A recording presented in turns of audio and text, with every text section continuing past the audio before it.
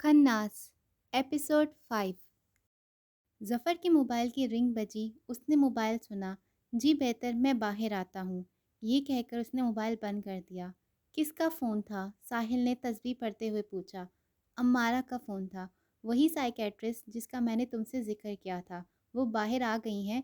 मैं उन्हें घर की ख़वातीन से मिलवा के आता हूँ। ज़फ़र ने अपना पारा मेज़ पर रखा और चला गया। अम्मारा अभी तक गाड़ी पार्क कर रही थी। उसने मुनासिब जगह देखकर गाड़ी पार्क की और फिर गाड़ी से बाहर निकली। 28 साला अम्मारा दुबली पतली और इंतहाई खूबसूरत थी।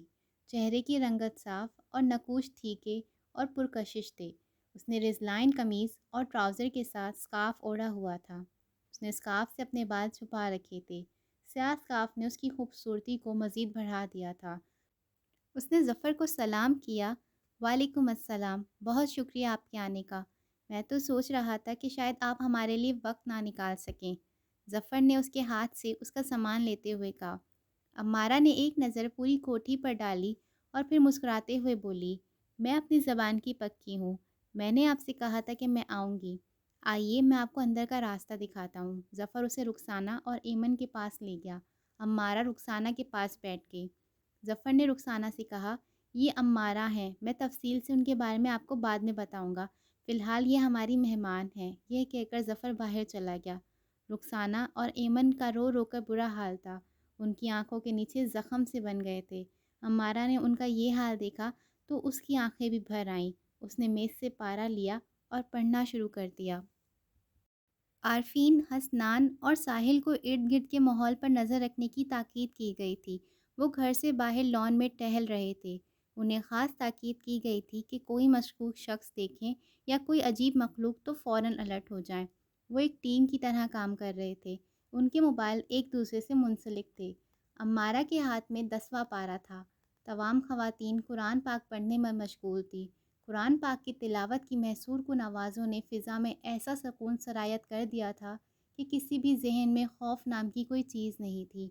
अम्मारा ने अपना पारा मुकम्मल किया तो उसने रुखसाना के हाथ पर अपना हाथ रखा। जो गम देता है वो मरहम भी रखता है। हकीकत तो यही थी, मगर आप लोगों ने इस हकीकत को तस्लीम करने में बहुत वक्त लगा दिया। शायद अगर ये सब पहले हो जाता तो वो शैतानी ताकतें इस कदर ना बढ़तीं।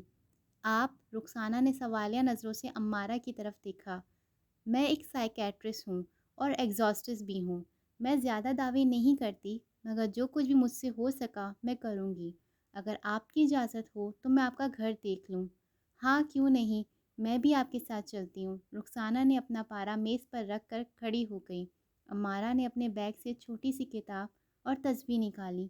आप मुझे सिर्फ़ विशा का कमरा दिखा दें, बाकी मैं खुद देख लूँगी। रुखसाना अम्मारा के साथ गई और उसे विशा के कमरे में ले गई। विशा के कमरे में दाखिल होने पर अम्मारा के चेहरे के तासुरात में कोई ख़ास तब्दीली नहीं आई। इसे सब कुछ नॉर्मल लग रहा था। उसने तस्बीह पढ़ना शुरू की और साथ पूरे कमरे का जायज़ा लेती रही। रुखसाना ने ठंडी आह भरी। विशा जो जो चीज़ यहाँ जहाँ रखती थी सब कुछ वैसे ही है। ज़फ़र भाई ने कोई तब्दीली नहीं की। अम्मारा ने साइड टेबल से एक फ़ोटो फ्रेम उठाया। रुखसाना ने अम्मारा के हाथ में तस्वीर देखी तो तासुब भरे अंदाज में बोली, ये इन चारों की तस्वीर है। फिर उसने तस्वीर पर उंगली रखते हुए बताया, ये विशा और हूरिया हैं और ये दोनों फ़वाद और ख़याम हैं। अम्मारा ने विशा की तस्वीर पर उंगली रखी।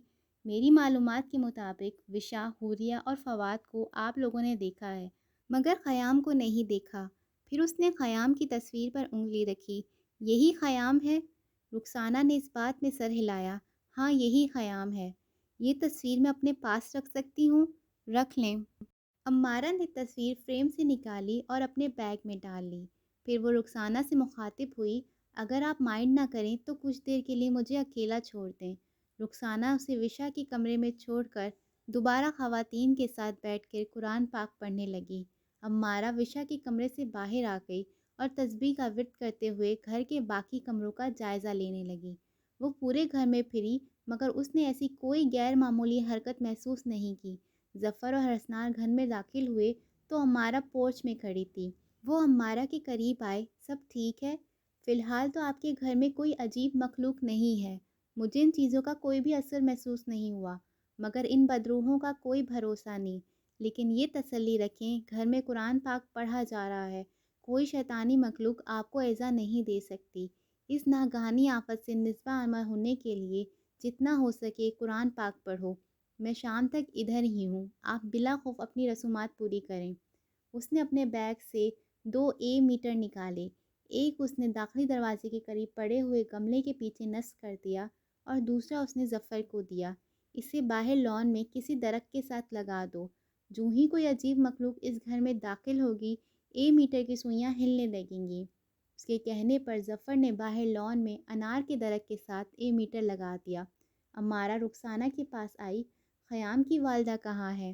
وہ سامنے انگوری رنگ کے جوڑے میں جو خاتون ہے وہ ماہین ہے، خیام کی والدہ۔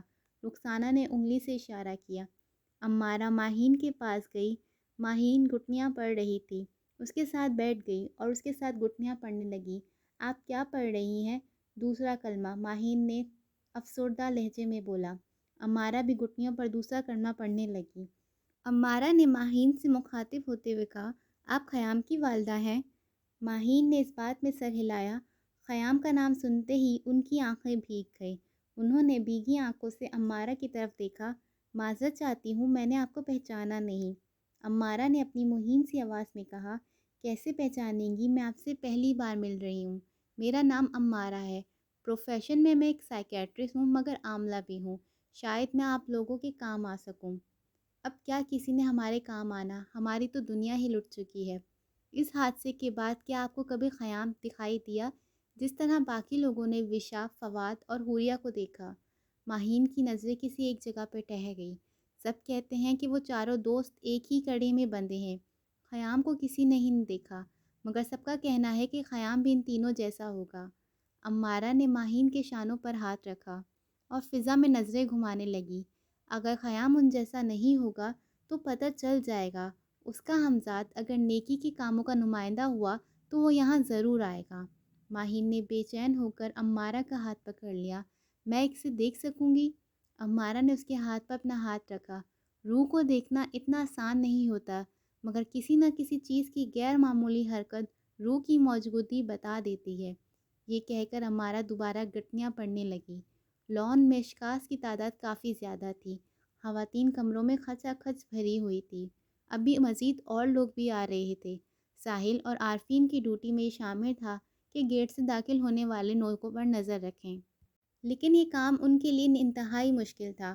ظفر، وقار، زبیر اور توقیر کے جان پہچان والے سب ادھر ہی آ رہے تھے، جن میں سے زیادہ تر لوگوں کو ساحل اور عارفین نہیں جانتے تھے۔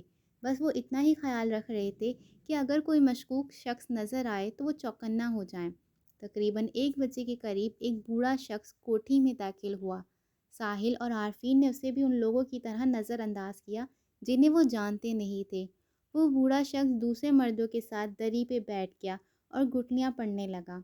جس جگہ وہ بوڑھا شخص بیٹھا تھا اس کے بالکل سامنے ساحل اور عارفین کرسیوں پر بیٹھے آپس میں کوئی بات کر رہے تھے۔ بوڑھے شخص کی نظریں ان دونوں پر ٹھہر گئیں۔ وہ اپنے دانے اٹھا رہا تھا اور پھینک رہا تھا، مگر اس کی زبان پر کوئی لغزش نہیں اور وہ کچھ نہیں پڑھ رہا تھا، مگر اس کی آنکھوں میں عجیب سی بے چینی تھی۔ ساحل نے تعصب بھرے انداز میں ارد گرد کے ماحول پر نظر دوڑائی اور ٹھنڈی ہوا بھر کر تھکے لہجے میں بولا، ہم کیسے ان شیطانی طاقتوں کا مقابلہ کریں گے؟ جو کچھ ہو چکا ہے وہ سب اس قدر اذیت ناک ہے کہ اس کا خیال ایک پل کو سونے نہیں دیتا، اور جانے آگے کیا ہونے والا ہے۔ مادی جسم رکھنے والے حریف کو تو ہتھیار سے چھلنی کیا جا سکتا ہے، مگر یہ سفید حولے جو موت کے سائے بن کے ہمارے ارد گرد منڈلا رہے ہیں، انہیں کیسے ختم کیا جا سکتا ہے؟ عارفین نے آسمان کی طرف دیکھا۔ جنگ صرف ہتھیار سے نہیں لڑی جاتی، جنگ تو جذبوں کی بھی ہوتی ہے، قلم کی بھی، تصورات کی بھی، مگر ہر جنگ میں راہ دکھانے والی ذات اس پروردگار کی ہی ہے۔ اس پر بھروسہ رکھو۔ مایوسی ہمت توڑتی ہے، خدا پر بھروسہ ہی راہ دکھاتا ہے۔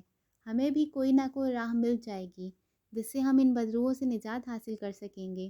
ساحل اور عارفین کی نظر اس بوڑھے شخص کی طرف نہیں تھی۔ بوڑھا شخص اپنی جگہ سے اٹھ کر ایسی جگہ پر بیٹھا جہاں سے وہ ہال کا داخلی دروازہ صاف دکھائی دے رہا تھا۔ ہال میں خواتین بیٹھی تھیں۔ ساحل عارفین سے باتیں کر رہا تھا اور عارفین خاموشی سے اس کی باتیں سن رہا تھا۔ اس کی نظریں میٹر کی طرف تھیں۔ میٹر کی سوئیاں بالکل ساکن تھیں۔ اچانک ہی اے میٹر کی سوئیاں چنچل کرنے لگیں۔ عارفین کے دل کی دھڑکن یکدم تیز ہو گئی۔ اس نے ساحل کے شانے کو جھٹکا دیا اور اے میٹر کی طرف اشارہ کیا۔ ساحل نے چنچل کرتی ہوئی سوئی کی طرف دیکھا تو اس نے موبائل نکالا اور فوراً امارہ کو فون کیا۔ امارہ نے فون سنا اور آہستہ سے بولی، ٹھیک ہے، تم ظفر اور حسنان کو بتا دو اور بہت محتاط ہو کے ارد گرد کے ماحول پر نظر رکھو۔ یہ کہہ کر امارہ نے موبائل بند کر دیا۔ وہ تیز تیز قدموں سے ہال کے داخلی دروازے کی طرف بڑھی۔ وہ اس جگہ پہنچی جہاں اے میٹر لگا تھا۔ اے میٹر کی سوئیاں بالکل ساخت تھیں۔ اسے اس بات کی تسلی ہوئی، معقول فطرت شک مخلوق جس کا اشارہ باہر ہوا ہے وہ ابھی ہال میں داخل نہیں ہوئی تھی۔ مشکوک بوڑھا شخص اپنی جگہ پر اس طرح کھڑا ہو گیا جیسے اسے کوئی خاص اطلاع مل گئی ہے۔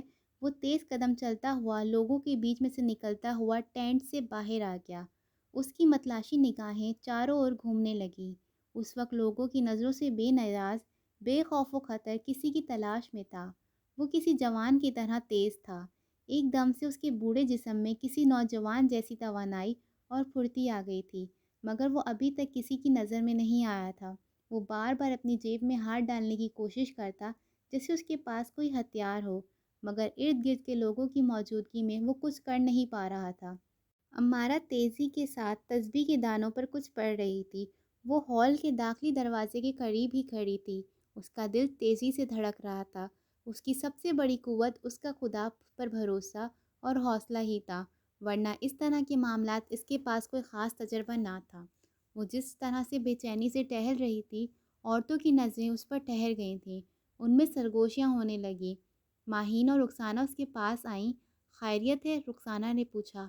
امارہ کے چہرے سے پریشانی صاف عیاں ہو رہی تھی۔ اس نے نفی کے انداز میں سر ہلایا۔ نہیں، خیریت نہیں ہے۔ باہر اے میٹر کی سوئیاں بتا رہی ہیں کہ کوئی غیبی مخلوق لان میں موجود ہے، شاید گھر کے دوسرے حصوں میں بھی ہو۔ پھر اس نے گملے کے پیچھے لگے ہوئے اے میٹر کی طرف اشارہ کیا۔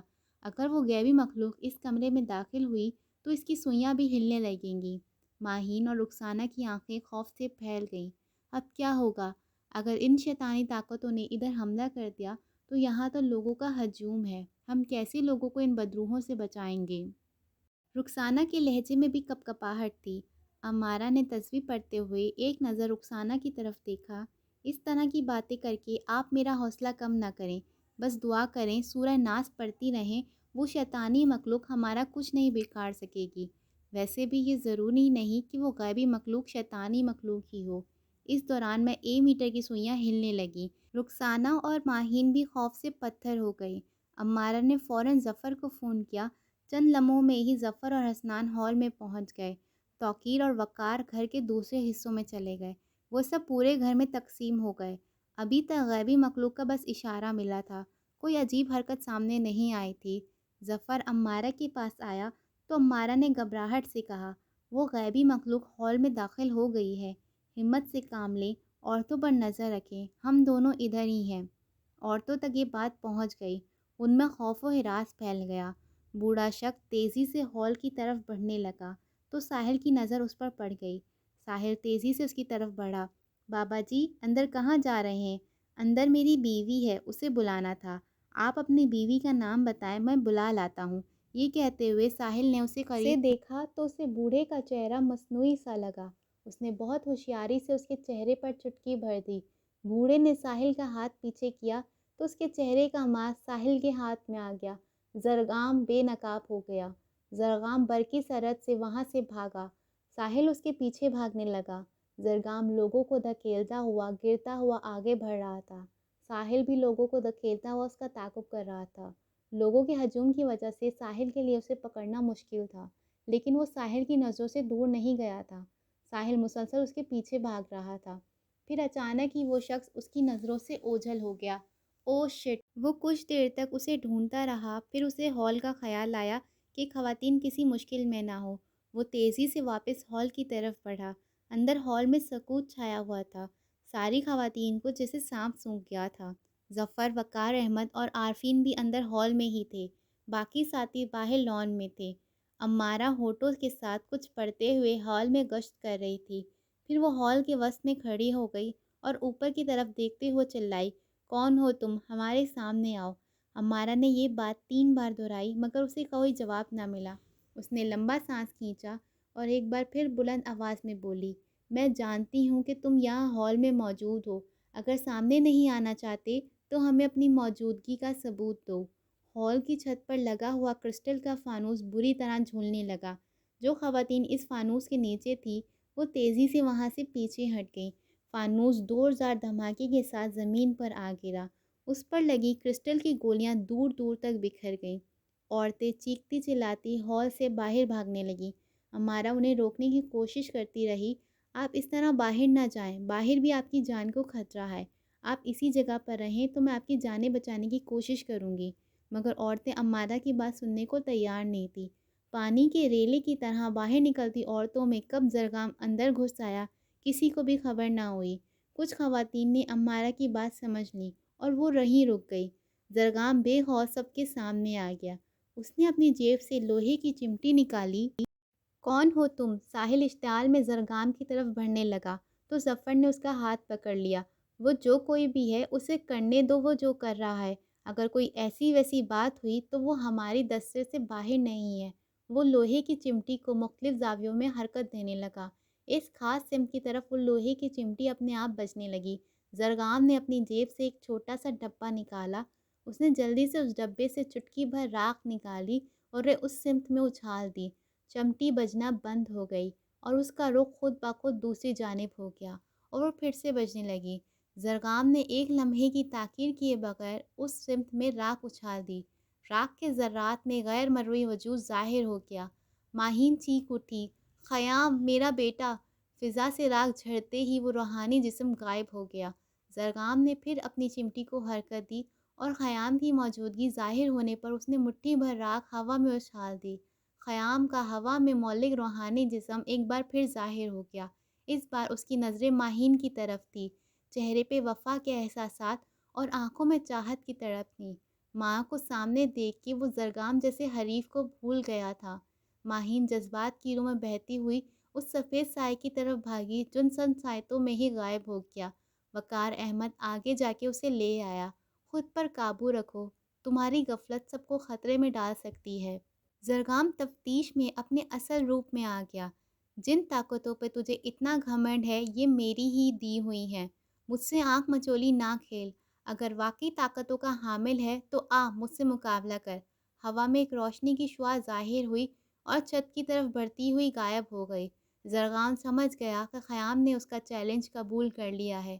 وہ ہال کے دروازے کی طرف بھاگا اور ہال سے باہر نکل کے کھلے میدان میں کھڑا ہو گیا۔ روشنی کی شعاع ایک بار پھر ظاہر ہوئی اور زرگام کے سامنے زمین کی طرف بڑھتی ہوئی خیام کے وجود میں تبدیل ہو گئی۔ اطراف میں کھڑے ہوئے لوگ چیختے چلاتے پیچھے ہٹنے لگے۔ ہال میں موجود تمام لوگ باہر آ گئے۔ یہ سنسنی خیز منظر دیکھ کر لوگ خوف زدہ ہو گئے۔ بیٹے کو سامنے دیکھ کر ماہین اور وقار احمد تڑپ کر رہ گئے۔ امارہ نے تجسس کی کیفیت میں ساحل کی طرف دیکھا۔ یہ سب کیا ہو رہا ہے؟ یہ دوسرا شخص کون ہے؟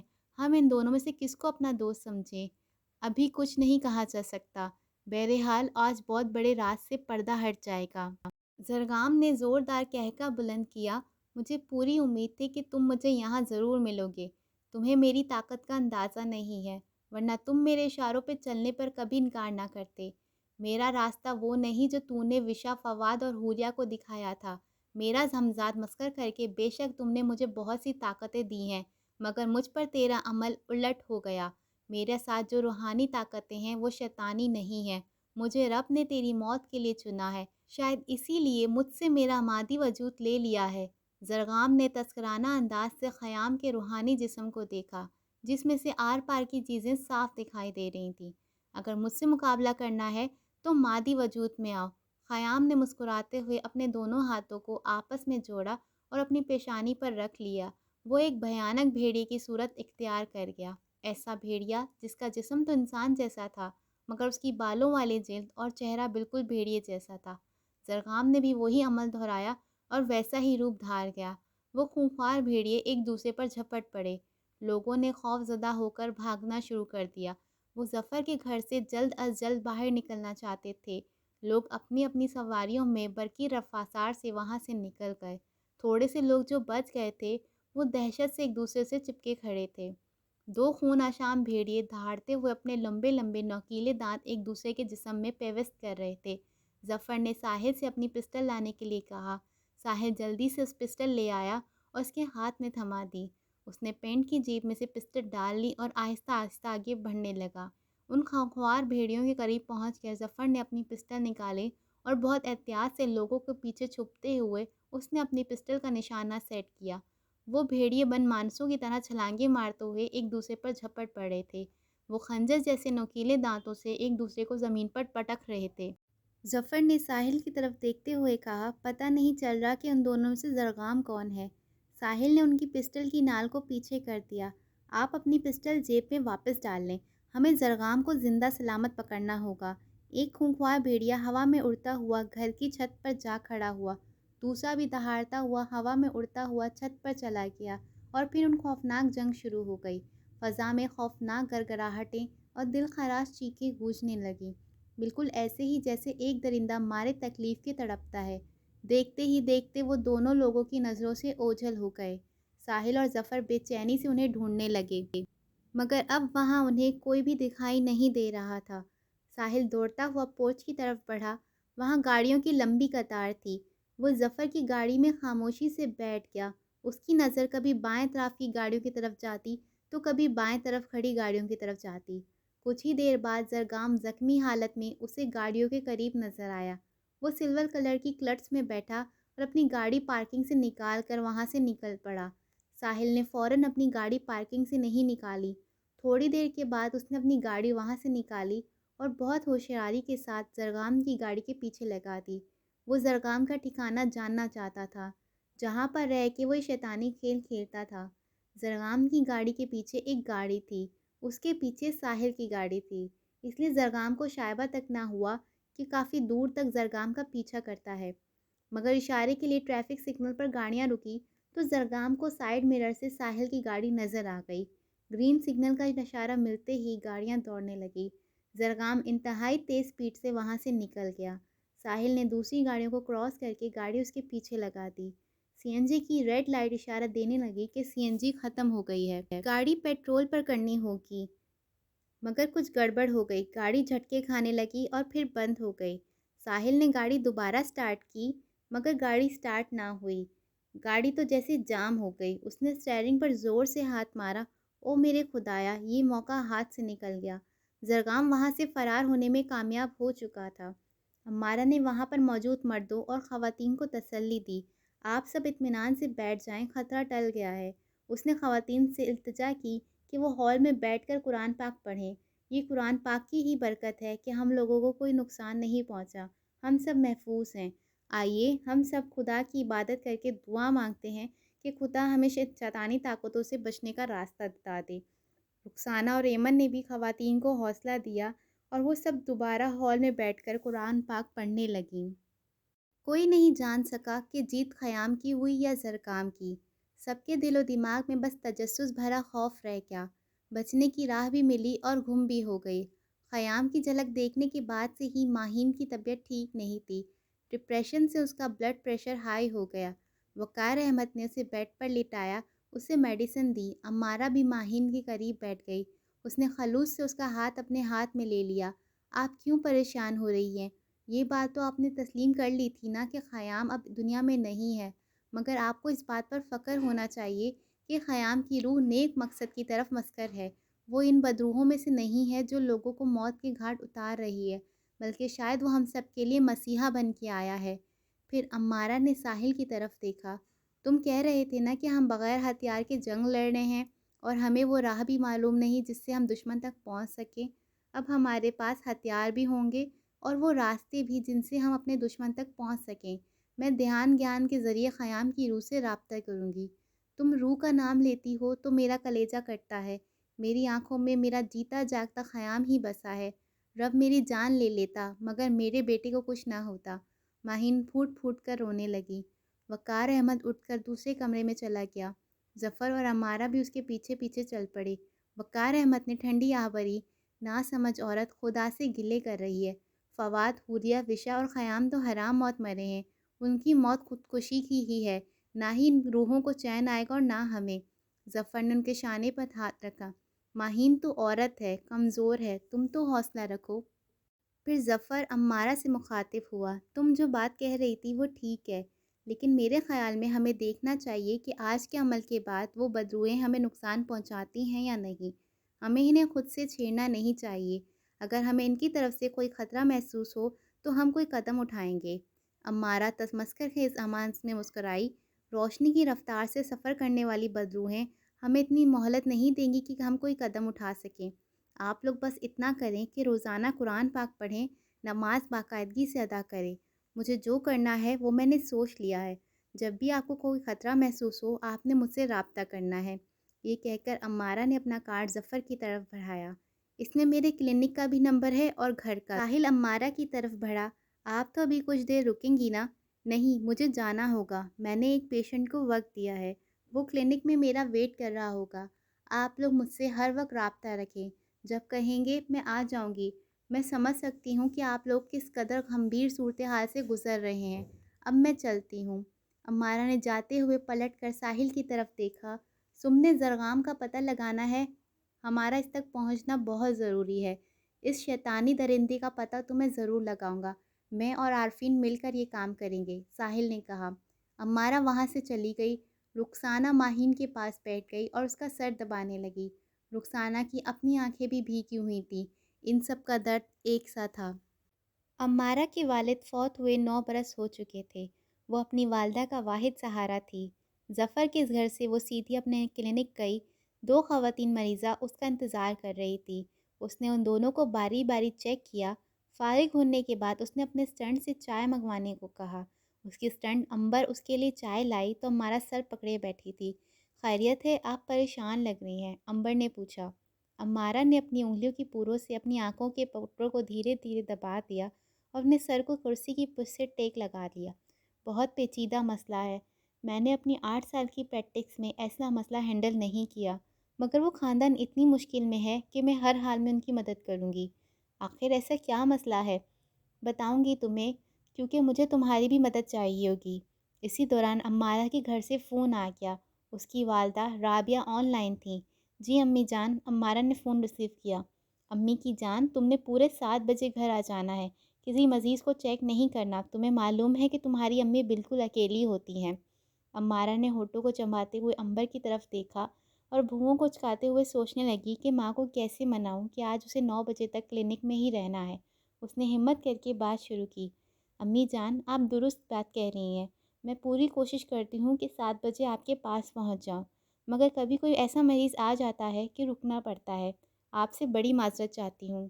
مجھے 9 بجے تک کلینک میں رکنا ہوگا، بہت ضروری کام ہے، میں گھر آ کے آپ کو سب کچھ سمجھا دوں گی، پلیز امی جان آپ کے پاس ملازمہ ہے نا، آپ اسے 9 بجے سے پہلے گھر مت بھیجنا، جو مرضی کرو، تمہارے پاس اپنی ماں کے لیے وقت ہی نہیں ہے۔ رابعہ نے خفگی سے فون بند کر دیا۔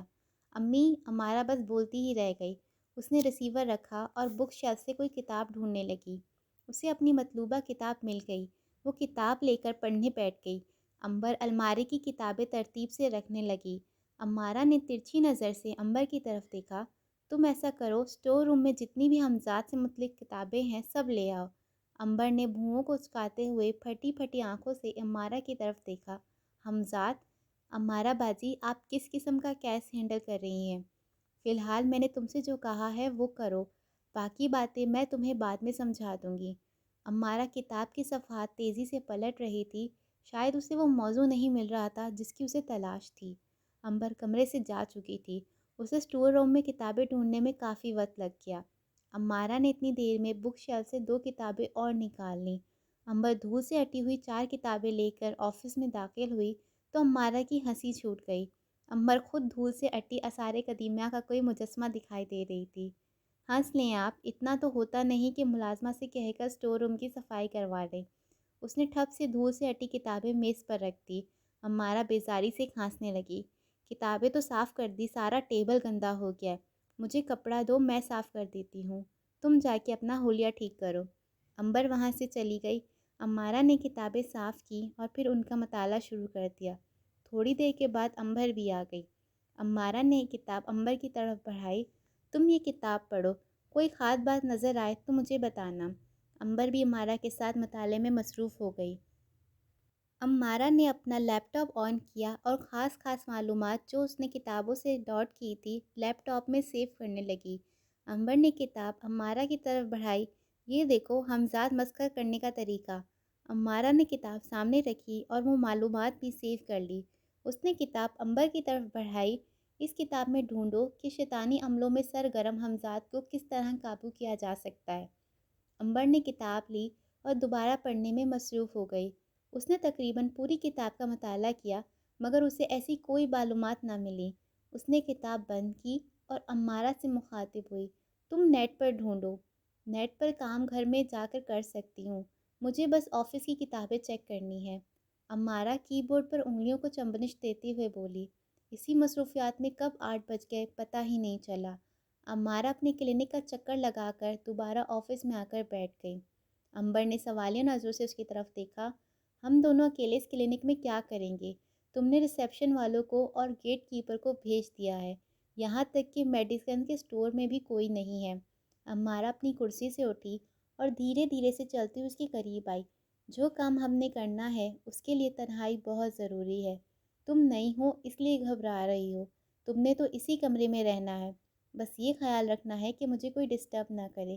کلینک کو کھلا دیکھ کر کوئی بھی آ سکتا ہے اور پھر جو کام میں کرنے جا رہی ہوں اس میں کوئی گڑبڑ بھی ہو سکتی ہے۔ امارہ نے اپنا کوٹ اتارا اور اپنا دوپٹہ سر پر اوڑھ لیا۔ اس نے آفس کی دیوار میں لگا دروازہ کھولا اور اس کمرے میں داخل ہو گئی جو اس نے خاص طور پر روحانی علاج کے لیے مخصوص کیا تھا۔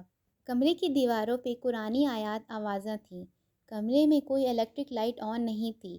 بڑی کینڈلز پینل کے لکڑی کے سٹینڈز پر لگی ہوئی تھیں۔ زمین پر بھی دائروں میں بے شمار دیے اور کینڈلز پڑی ہوئی تھیں۔ کمرے میں خاص فرنیچر نہیں تھا۔ ایک دیوان سیٹ تھا اور ایک سنگل پلنگ جس پر مریض کو لٹا کر امارہ روحانی اور نفسیاتی دونوں طرح کے علاج کرتی تھی۔ امارہ کینڈلز جلانے لگی۔ امبر اس کے کہنے کے مطابق اس دوسرے کمرے میں ہی بیٹھی تھی۔ کمرے میں کچھ روشنی ہو گئی تو امارہ نے دروازہ بند کر لیا اور باقی کینڈلز بھی جلانے لگی۔ کمرے میں اس کی ضرورت کی ہر چیز موجود تھی۔ ساری کینڈلز جلانے کے بعد وہ دائر میں پڑے ہوئے دیوں اور کینڈلز کی طرف آئی۔ اس نے دیے روشن کیے اور کینڈلز بھی جلا دیں۔ پورے کمرے میں موم بتیوں کی پراسرار روشنی پھیل گئی۔ امارہ موم بتیوں اور دیوں کی روشنی سے جگمگاتے ہوئے دائرے میں داخل ہو گئی اور پھر زمین پر بیٹھ گئی۔ اس کے پاس ہی ایک شیشے کا گلاس اور تاش کے پتے پڑے ہوئے تھے۔ امارہ نے ایک نظر اس سامان کی طرف دیکھا اور پھر آنکھیں بند کر کے کچھ پڑھنے لگی۔ وہ کافی دیر تک اسی طرح کچھ پڑھتی رہی، پھر اس نے آنکھیں کھول دیں۔ اس نے زمین پر ایک چھوٹی سی شیٹ بچھائی۔ شیٹ پر کچھ زائچے سے کھنچے ہوئے تھے۔ اس نے شیٹ کے درمیان میں شیشے کا گلاس رکھ دیا اور اس کے چاروں طرف تاش کے پتے رکھ دیے۔ تاش کے پتوں کو اس طرح رکھا کہ کنگز کی تصاویر اوپر تھیں اور تاش کے نمبر اور پان والی سائڈ نیچے تھیں۔ اس نے تاش کے پتوں کے اوپر اپنی انگلیاں رکھیں اور پتوں کے اوپر اپنی انگلیوں کو اس طرح حرکت دینے لگی گویا کہ وہ پیانو بجا رہی ہو۔ اس عمل کے ساتھ ساتھ وہ کچھ پڑھ بھی رہی تھی۔ اس عمل کے مطابق اس کے ہاتھوں کی انگلیوں کی حرکت کے ساتھ تاش کے پتوں میں بھی حرکت ہونی چاہیے تھی، مگر تاش کے پتے ساکت ہی رہے۔ پھر اس نے الٹے رکھے ہوئے گلاس کے اوپر اپنی انگشت رکھی اور آنکھیں بند کر کے کچھ پڑھنے لگی۔ وہ خاصی دیر تک اپنا عمل کرتی رہی مگر گلاس میں بھی کوئی حرکت نہیں آئی۔ اس نے آنکھیں کھولی اور مبہوت نظروں سے گلاس اور تاش کے پتوں کی طرف دیکھنے لگی۔ اس طریقے سے میں نے کئی بار روحوں سے بات کی ہے مگر آج کیا بات ہے، میرا عمل کام نہیں کر رہا۔ اس نے وہی سارا عمل دوبارہ دہرایا مگر کوئی فائدہ نہیں ہوا۔ آخرکار وہ مایوس ہو کر اٹھ گئی۔ اس نے کمرے کا دروازہ کھول دیا اور ساری کینڈلز بجھا دیں۔ وہ بجھی سے کمرے سے باہر نکلی تو امبر نے حیرت سے پوچھا، اتنی جلدی عمل ختم ہو گیا؟ بات نہیں بنی، 7 دن کے بعد دوبارہ کوشش کروں گی، اب گھر چلتے ہیں۔ امارہ نے اپنا ہینڈ بیگ اٹھا دیا۔ امبر نے سکھ کا سانس لیا، شکر ہے۔ امارہ نے اسے گھور کر دیکھا۔ پلیز اس طرح گھور کر مت دیکھو، یوں لگتا ہے کہ آپ کے اندر کوئی روح آ گئی ہے۔ امبر نے آفس کا سامان سمیٹتے ہوئے کہا۔ بکواس بند کرو اور جلدی چیزیں سمیٹو، امارہ نے کہا اور خود بھی اس کی مدد کرنے لگی۔ دونوں نے مل کر ساری چیزیں سمیٹی اور پھر آفس بند کر کے دونوں گاڑی میں بیٹھ گئی۔ امارہ گاڑی ڈرائیو کر رہی تھی، وہ سارے راستے خاموش ہی رہی۔ اس نے پہلے امبر کو ڈراپ کیا، اس کے بعد اپنے گھر کے راستے کی طرف چل پڑی۔ اس کے ذہن میں سوچوں کا ایک جال سا بن گیا تھا جس میں وہ الجھی جا رہی تھی۔ امارہ اپنے دھیان میں گاڑی چلا رہی تھی کہ اچانک اس کا ذہن سو گیا۔ اس کے اعصاب جیسے کسی اور کے ذہن کے تابع ہو گئے۔ اس نے گاڑی کسی اور سمت موڑ لی۔ شہر کی آبادی سے دور اس کی گاڑی دھول اڑاتی ہوئی کچی زمین میں رک گئی۔ خواب سے بیدار ہونے جیسی کیفیت میں اس کے ذہن کو جھٹکا سا لگا۔ اس نے اپنے چاروں طرف دیکھا تو خوف و تھرتھراہٹ کی جھرجھری اس کے پورے وجود سے گزر گئی۔ وہ قبرستان میں تھی۔ اس نے اسٹیئرنگ پر رکھے اپنے ہاتھوں کی طرف دیکھا۔ میں یہاں کیسے آ گئی؟ اس نے گاڑی سٹارٹ کی اور ریورس گیئر لگایا، مگر اس کے ذہن میں خیال سے ابھرا کہ کوئی طاقت ہے جو اسے یہاں تک لائی ہے، اسے کچھ دیر یہاں رکنا چاہیے۔ اس نے گاڑی روک لی اور گیئر نارمل کرتے ہوئے ہینڈ بریک کھینچ لیا۔ وہ گاڑی سے اتری تو ایک بار پھر قبرستان کے خوفناک سناٹے نے اس کے قدم روکے۔ اس نے حوصلے کا لمبا سانس کھینچا اور چل پڑی۔ قبرستان میں خوف سے سرسراتی خاموشی، گھمبیر تاریکی اور چھوٹے چھوٹے جانوروں کی سناٹے کو چیرتی ہوئی بری بری آوازیں گونج رہی تھی۔ چاند کی 14ویں رات تھی۔ اتنی روشنی تھی کہ امارہ بآسانی چل سکتی تھی۔ اس کے ہاتھ میں ٹارچ تھی، مگر اسے ابھی اس کی ضرورت محسوس نہیں ہوئی تھی۔ وہ فضا میں سہمی سہمی نظریں گھماتے ہوئے دھیرے دھیرے چل رہی تھی۔ تنگ کچا راستہ تھا جس کو دونوں اطراف کفریں تھیں۔ وہ بہت احتیاط سے چل رہی تھی۔ وہ ذہنی طور پر کسی بھی پراسرار قوت کا سامنا کرنے کے لیے تیار تھی جو اسے یہاں تک لے کر آئی تھی۔ اسے کسی لڑکی کے چیخنے کی آواز آئی۔ اس کا دل دھک سے رہ گیا۔ وہ لمبے لمبے سانس لیتی ہوئی بھوکلائی سے بولی، کون ہے وہاں؟ وہ عباس قبرستان کے دائیں جانب سے آئی تھی۔ وہ دائیں جانب کی قبروں کی طرف بڑھنے لگی۔ اس جگہ چلنا بہت مشکل تھا۔ قبریں بہت قریب قریب تھی۔ اس کا پاؤں کسی قبر پر اور کبھی کسی قبر پر رکھا جاتا۔ اپنے قدموں کو سکیڑ کر احتیاط سے چلنے لگی۔ کافی دیر چلنے کے بعد اسے ایک قبر دکھائی دی جس کے اوپر چراغ جل رہا تھا۔ اس قبر کے آس پاس کافی کھلی جگہ تھی۔ وہ قبر امارہ کی توجہ کا مرکز بن گئی۔ وہ قبر کے قریب گئی۔ قبر کے اوپر تازہ پھول کی پتیاں تھیں۔ اس نے پھول کی پتیوں کو ہاتھ میں لیا۔ لگتا ہے کہ یہ قبر آج ہی بنی ہے، مگر لڑکی کے چیخنے کی آواز کہاں سے آئی تھی؟ یہ سوال اس کے ذہن میں گونج رہا تھا کہ لڑکی کی چیخ آواز ایک بار پھر اس کی سماعت سے ٹکرائی۔ اس بار وہ آواز اس کے پیروں کے پاس سے زمین سے آ رہی تھی۔ وہ لمبے لمبے سانس لیتے ہوئے اپنے قدموں کو پیچھے سکیڑنے لگی کہ اچانک اس کے قدموں کے قریب زمین کے نیچے سے درجنوں بلیاں نکلنے لگیں۔ یہ سب کچھ اس قدر تیزی سے ہو رہا تھا کہ سمجھ نہیں آ رہا تھا کہ یہ بلیاں زمین سے سوراخ کر کے نکل رہی ہیں یا زمین سے ابھر رہی ہیں۔ وہ خونخوار بلیاں اس پر جھپٹ پڑیں۔ امارہ سل کے بل زمین پر گر پڑی۔ بلیوں کے ناخن چھری کی دھار جیسے تیز تھے۔ کچھ بلیاں اس کے پیروں کو چمٹی ہوئی تھیں، کچھ اس کے بازوؤں پر، اور 2 بلیاں اس کی گردن پر جھپٹ پڑیں۔ امارہ نے اپنے بازوؤں پر چمٹی بلیوں کو جھٹکے سے دور پھینکا اور اپنے گلے میں چمٹی ہوئی بلیوں کو ہاتھ سے کھینچنے لگی۔ اس کے گلے سے خون بہنے لگا اور پاؤں بھی زخمی ہو گئے۔ امارہ ساتھ ساتھ خاص آیتیں پڑھنے لگی۔ آہستہ آہستہ وہ خونخوار بلیاں غائب ہو گئیں۔ امارہ کھانستی ہوئی اٹھ بیٹھی۔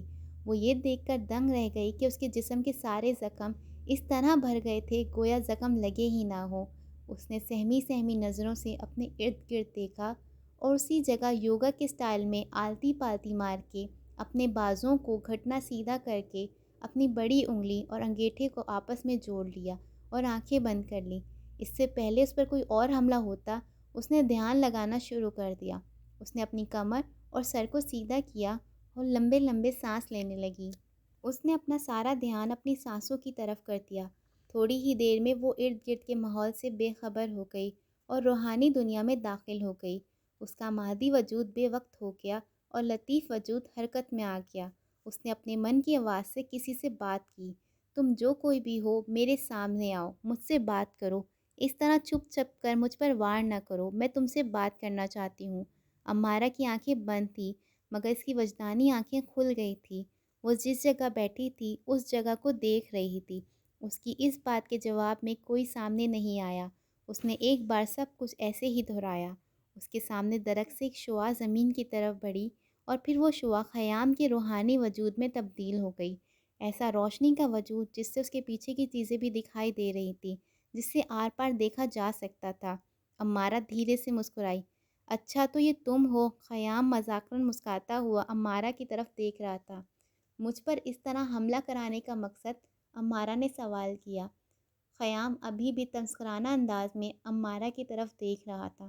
امارہ نے اپنا سوال پھر دہرایا۔ مجھ پر حملہ کیوں کرایا؟ خیام نے مسکراہٹ کے ساتھ جواب دیا، آپ اس چھوٹے سے واقعے کو حملہ کیوں کہہ رہی ہیں؟ میں تو صرف دیکھ رہا تھا کہ جس لڑکی نے زرگام سے مقابلہ کرنے کی ٹھانی ہے وہ کتنی حوصلہ مند ہے۔ امارہ نے اپنی سانسوں کی مشق جاری رکھی۔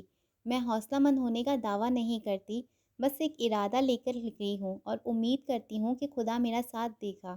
کوشش ہے اور تمہارے لیے بس اتنا ہی بتا سکتی ہوں کہ مجھے اپنی زندگی پیاری نہیں۔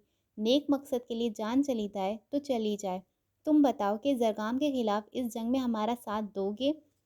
خیام کچھ دیر بعد بولا، میں تو اس میدان جنگ میں اس وقت سے ہوں جب آپ نہیں آئی تھیں۔ میں زرگام کے خلاف کیسے لڑتا ہوں کیسے نہیں یہ کسی کو معلوم نہیں ہوگا۔ یہ نیک ہمزاد کی شیطان ہمزاد سے جنگ ہے۔ آپ سے میں صرف یہ کہہ سکتا ہوں کہ مجھے آپ اور آپ کی ٹیم کی ہر لمحے کی خبر ہے۔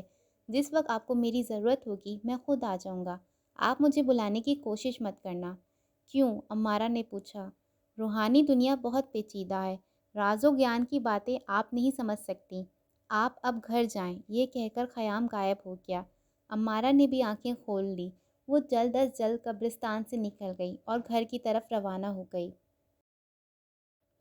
6 ماہ گزر گئے۔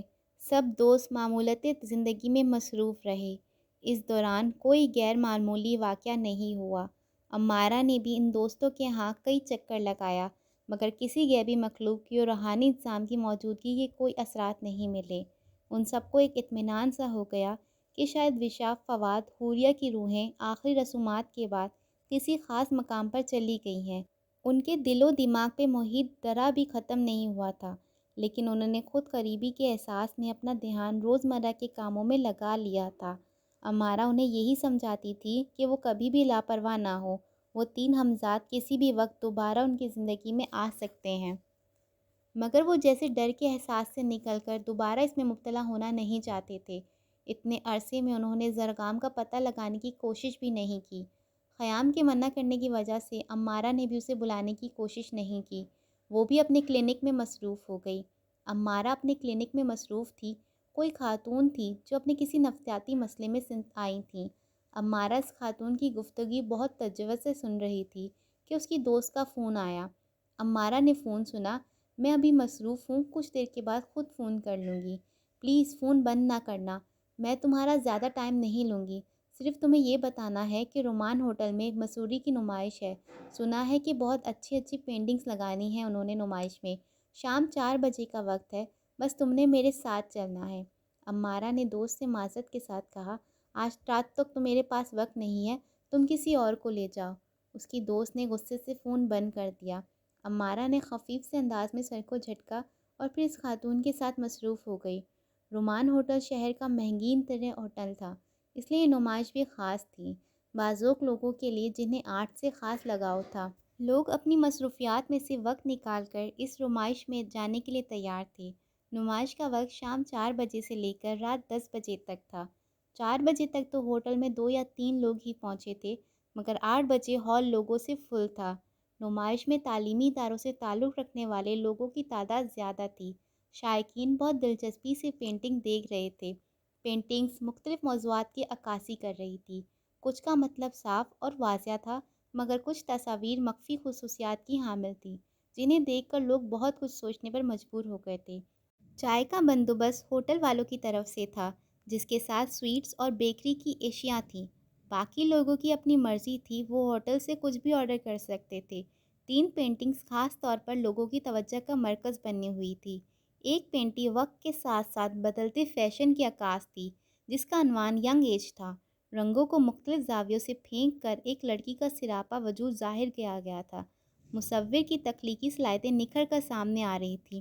دوسری پینٹنگ میں غروب آفتاب کا منظر تھا، جس میں زندگی کی رعنائیاں دم توڑتی دکھائی دی گئی تھیں۔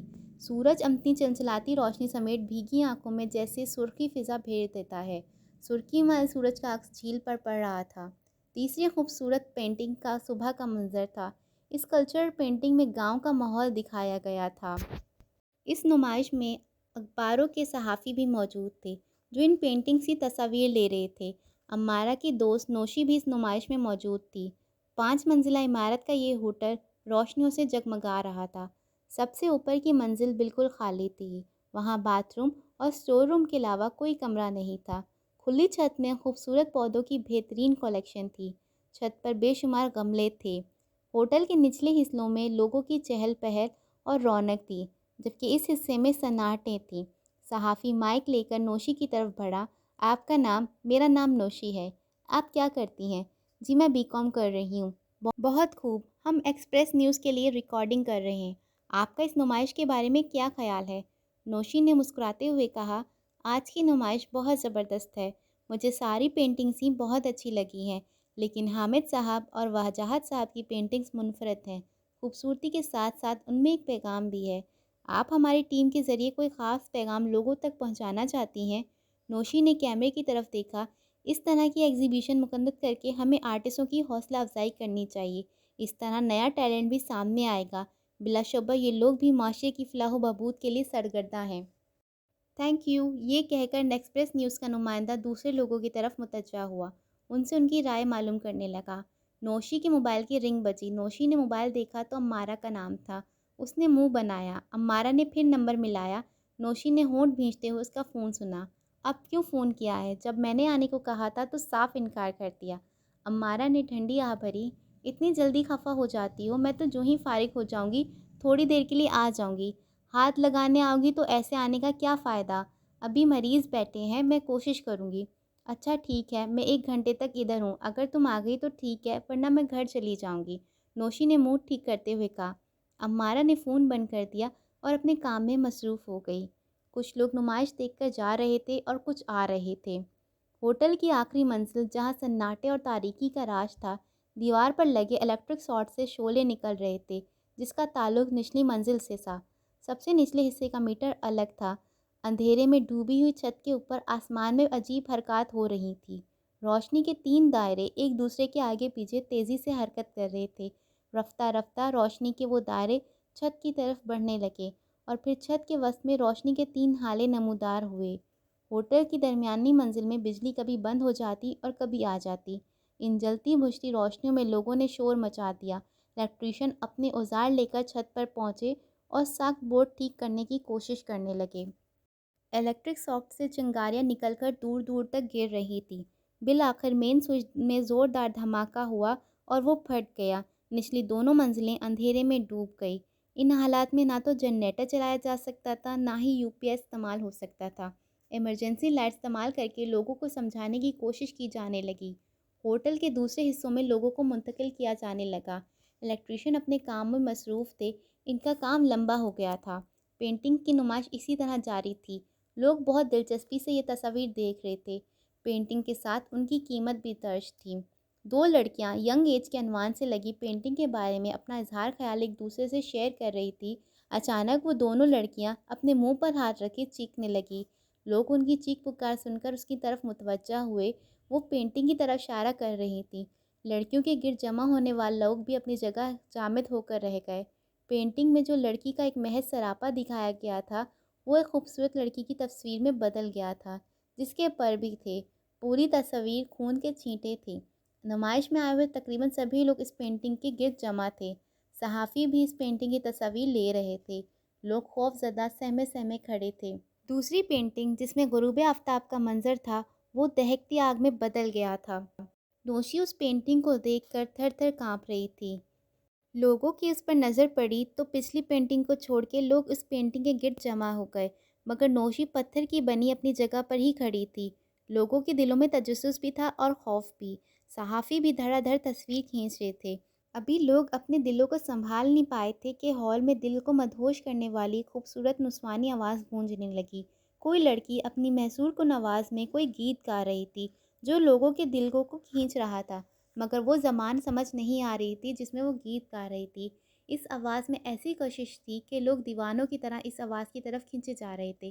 اس آواز کے پیچھے چلتے ہوئے لوگ اس پینٹنگ تک پہنچ گئے جس میں گاؤں کے فطری ماحول کی عکاسی گئی تھی، مگر اب اس پینٹنگ کا منظر ہیبت ناک تھا۔ پینٹنگ میں اپنے اپنے کاموں میں مصروف دکھائے گئے لوگ خون میں لت پت گرے ہوئے تھے۔ پرندے بھی زخمی حالت میں آسمان کی طرف گر رہے تھے۔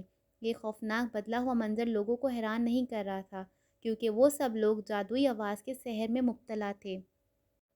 امارہ اپنی مریضہ کے ساتھ مصروف تھی۔ اس سے فارغ ہونے کے بعد اس نے نوشین کے نمبر پر فون کیا۔ بیل جا رہی تھی مگر کوئی فون نہیں اٹھایا تھا۔ کیسی لاپرواہ لڑکی ہے! امارہ نے دوبارہ فون منگایا مگر اب بھی یہی صورتحال تھی۔ اس نے موبائل پر ٹائم دیکھا، 9 بج گئے ہیں، آج تو وقت کا پتہ ہی نہیں چلا۔ اس نے امبر کی مدد سے آفس کا سامان سمیٹا اور پھر وہاں سے نکل گئی۔ گھر پہنچ کر اس نے بھرتی سے اپنے کپڑے چینج کیے، اپنا بیگ لیا اور اپنی والدہ کو بتا کر گاڑی میں بیٹھ گئی۔ رابعہ اس کے پیچھے پیچھے تک پورچ میں آ گئی۔ اتنی دیر سے جا رہی ہو، اب وہاں زیادہ وقت نہ لگانا اور گاڑی آہستہ چلانا۔ اوکے مما۔ امارہ مسکراتے ہوئے گاڑی ریورس کی اور پھر تیزی سے وہاں سے نکل گئی۔ اسے بھی پینٹنگ سے خاص لگاؤ تھا۔ وہ ہوٹل کی طرف جا رہی تھی۔ وہ ہوٹل کے قریب پہنچی تو اس کا دل دھک سے رہ گیا۔ ہوٹل کے آگے لوگوں کا ہجوم تھا۔ 1122 کی گاڑیاں، پولیس کی گاڑیاں، ایمبولینس گاڑیاں لوگوں میں کھڑی تھیں۔ لوگوں کے ہجوم کو پولیس والوں نے لوہے کی زنجیر سے روکا ہوا تھا۔ کچھ لوگ جو امدادی کارروائیوں میں مدد کر رہے تھے، کسی نہ کسی طریقے سے اندر چلے گئے تھے۔ امارہ کا چہرہ پسینے سے تر ہو گیا۔ وہ گاڑی بند کر کے لوگوں کے ہجوم کی طرف بڑھی۔ وہ لوگوں کو دھکیلتے ہوئے آگے بڑھ رہی تھی۔ درد میں ڈوبی ہوئی آواز اس کی سماعت سے ٹکرا رہی تھی۔ میرا بیٹا اندر ہے، پلیز مجھے اندر جانے دیں۔ کوئی اپنی بہن کے لیے رو رہا تھا۔ اس کا تو دل گھبرا رہا تھا، جو کسی خطرے کی طرف اشارہ کر رہا تھا۔ وہ لوگوں کو پیچھے دھکیلتے ہوئی لوہے کی زنجیر کے قریب پہنچ گئی اور انسپکٹر سے کہنے لگی، یہ سب کیا ہے؟ اندر کیا ہوا ہے؟ ابھی ہم آپ کو کچھ نہیں بتا سکتے، انسپکٹر نے جواب دیا۔ امارہ نے التجا کی، پلیز آپ مجھے اندر جانے دیں۔ انسپکٹر نے نفی میں سر ہلایا، ہم کسی کو اندر نہیں بھیج سکتے، پولیس کی کارروائی ہو رہی ہے۔ امارہ نے اپنا کارڈ دکھایا، میں ایک ڈاکٹر ہوں، آپ لوگوں کی مدد کر سکتی ہوں۔ انسپکٹر نے اسے اندر جانے کی اجازت دے دی اور اسے بمشکل زنجیر میں سے گزار دیا۔ عجیب افراتفری کا عالم تھا۔ کوئی کہیں بیٹھا رو رہا تھا اور کوئی کہیں، مگر امارہ کو کوئی کچھ نہیں بتا رہا تھا کہ آخر ہوا کیا ہے۔ ایک پولیس سولجر امارہ کے پاس سے گزرا تو امارہ نے اسے بلایا، ایکسکیوز می۔ وہ امارہ کے قریب آیا، جی فرمائیے، میں اندر جانا چاہتی ہوں۔ یہ کہہ کر امارہ نے اسے اپنا کارڈ دکھایا۔ سولجر نے وہ کارڈ لے لیا، آپ ادھر ہی رکیں، میں پرمیشن لے کر آتا ہوں۔ امارہ اسی جگہ کھڑی رہی۔ کچھ دیر کے بعد وہ سولجر امارہ کے قریب آیا، آپ آئیں میرے ساتھ۔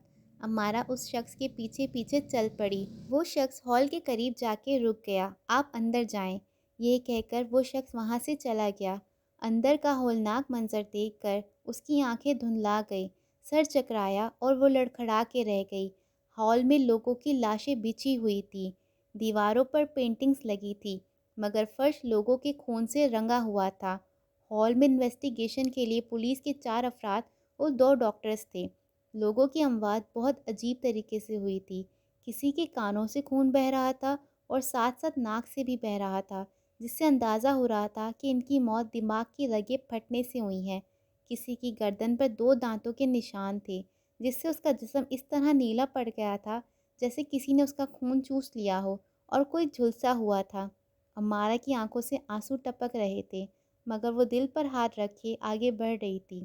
چلتے چلتے ایک دم اس کے قدم رک گئے۔ وہ خود پر قابو نہ رکھ سکی اور اونچا اونچا رونے لگی۔ نوشی خون میں لت پت زمین پر ڈھیر تھی۔ اس کی بھی موت دماغ کی رگیں پھٹنے سے ہوئی تھی۔ وہ اس لاش کے قریب 2 زانوں بیٹھ گئی۔ مجھ سے ایسی بھی کیا ناراضگی کہ اتنی دور چلی گئی؟ ایک آفیسر امارہ کے قریب آیا، یہ آپ کی کیا لگتی ہیں؟ یہ میری دوست ہے، امارہ روتے ہوئے بولی۔ آپ خود کو سنبھالیں، آپ جیسے لوگ بھی ہمت چھوڑ دیں گے، کمزور دل لوگوں کو کون سنبھالے گا؟ آپ ان کے گھر والوں کو بھی اطلاع کر دیں، 50 لوگوں کا مرڈر ہوا ہے، صورتحال بہت گمبھیر ہے۔ پولیس کی ضروری کارروائی پوری ہو جائے تو لاشیں ان کے لاحقین کے سپرد کر دی جائیں گی۔ یہ کہہ کر وہ آفیسر اپنے باقی ساتھیوں کے ساتھ دوبارہ ڈسکشن میں مصروف ہو گیا۔ نوشی کی آوازیں ابھی بھی امارہ کے ذہن میں گونج رہی تھی کہ کس طرح وہ اسے نمائش میں آنے کے لیے مجبور کر رہی تھی۔ وہ کچھ دیر نوشی کی لاش کے پاس بیٹھی رہی، پھر اٹھ کر باقی لاشوں کی طرف دیکھنے لگی۔ اسے صرف اپنی دوست کی موت کا غم نہیں تھا، مرنے والے تمام لوگوں کے لیے اس کا دل چور چور تھا۔ جسم اس طرح نڈھال تھا جیسے وہ اپنے قدموں کو گھسیٹتے ہوئے چل رہی تھی۔ اس نے اپنا زمین پر لٹکتا ہوا دوپٹہ اکٹھا کیا تو اس کا دوپٹہ سیاہ راکھ سے بھر گیا۔ اس نے اپنے دونوں دوپٹے کو چھوا تو اس کے ہاتھ بھی سیاہ ہو گئے۔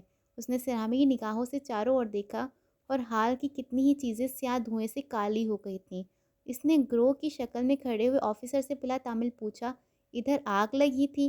آفیسر نے فوری جواب دیا، نہیں۔ پھر وہ امارہ کے قریب آیا۔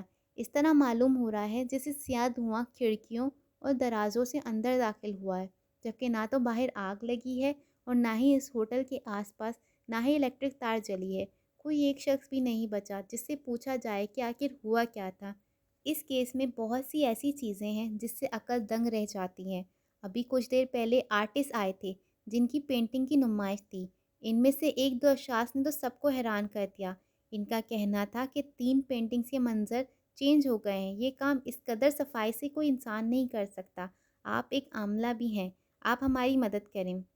وہ آفیسر امارہ کو ان پینٹنگز کے پاس لے گیا۔ امارہ نے وہ تینوں پینٹنگز دیکھی تو اس کی آنکھیں پھٹی کی پھٹی رہ گئی۔